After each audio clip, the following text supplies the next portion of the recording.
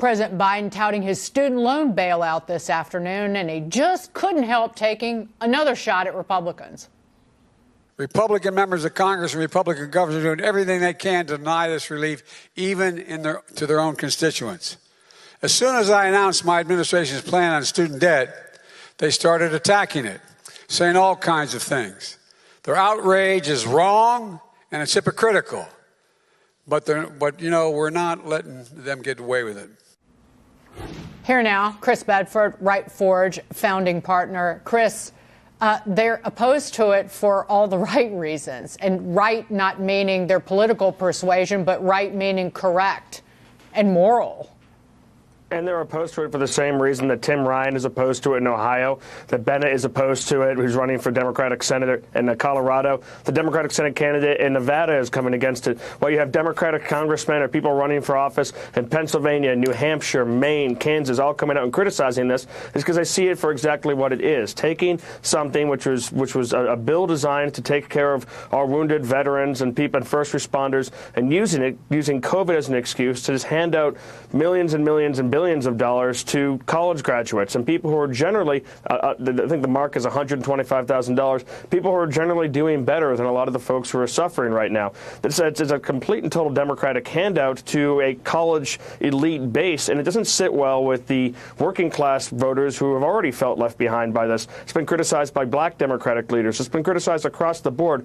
So for the Biden White House to keep on pushing this shows that I think that they're a little out of touch with what a lot of the Democrats who are battling for re-election or for survival right now in the electoral landscape, and a lot of the Americans who are battling for that are really feeling. Well, and it spits on people who paid their own way, who either didn't go to college, or parents and individuals who paid for their college educations.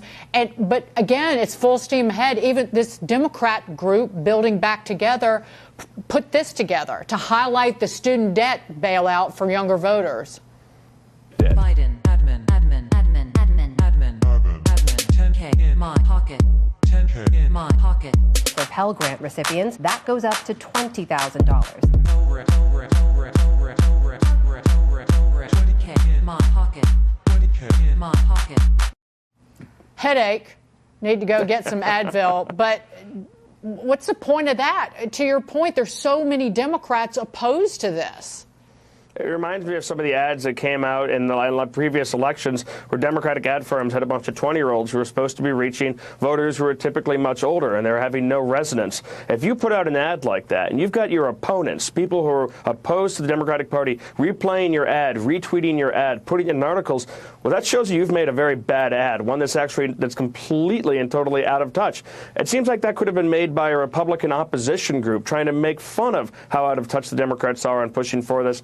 And it's a tough sell. I mean, those people who are benefiting from that, they'll be happy. I know some of them. I've talked to some of them. But a lot of them are still voting Republican regardless because they like that handout. They like that money. But that's not going to change all the other issues that they're dealing with.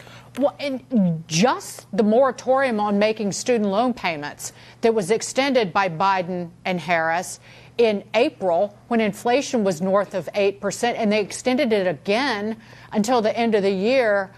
Maybe it gets extended again. They say that's not going to happen. But that is inflationary. It is pure inflation, and it's a handout. It's checks to the rich because that moratorium applied to everyone with student loan debt. And this is at a time when the Federal Reserve is trying to fight inflation, and the policies coming out of this White House our counter policies are making the Federal Reserve's job that much harder. That is pure stimulus.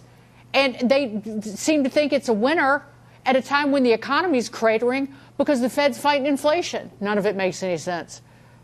If you're a Democrat who's trying to win election right now in a swing district, then you're hoping the Democratic Party is going to come out and say, listen, I know things are tough, but we're working on it. We're working together. We're doing everything we can to get through this. If you put Republicans in charge, they're just going to screw it up. Stay the course. We're here with you. We feel your pain. Instead, all these candidates are getting are Donald Trump, abortion, and student loan bailouts for college graduates. Those are not things that you can run on if you're in a steel town, former steel town, or a former coal town, or a working class town, or a state that's going back and forth. Those are anchors around your neck. It's got to be unbelievably frustrating for those last remaining moderate Democrats to have to try and run in the White House that's this tone deaf. American families have lost $6,000 in purchasing power because of inflation. And Joe Biden stood up there today and was bragging about the deficit when it came in $400 billion higher than it needed to be because of the student loan bailout. Is anybody in Washington, in the White House, telling him maybe don't do that today?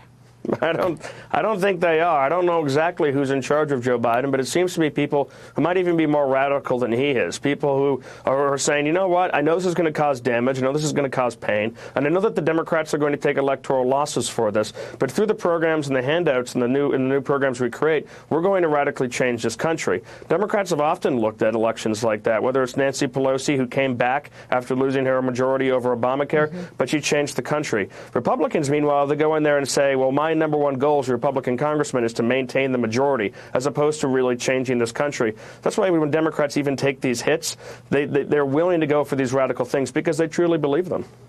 Chris Bedford, great to see you. Thank you so much for being here.